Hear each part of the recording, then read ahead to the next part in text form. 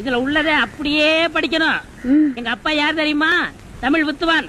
ஒரு வார்த்தை தமிழ்ல தப்பா பேசினா கூட அறுவாள் எடுத்து வெட்டிடுவாரு. புரியுதா? புய்பம் அழகாக பூத்திருந்தது. புய்பம் அழகாக பூத்திருந்தது. புய்பம் அழகாக பூத்திருந்தது. புய்பம் அழகாக பூத்திருந்தது. புஷ்பம் அழகாக பூத்திருந்தது. அப்பா யாரு? தமிழ் வித்துவான். ஒரு வார்த்தை தப்பா பேசினா கூட அறுவாள் எடுத்து வெட்டிடுவாரு. எங்க இத படி? புய்பம் அழகாக பூத்திருந்தது. டேய், புஷ்பம் அழகாக பூத்திருந்தது. அதுதானே.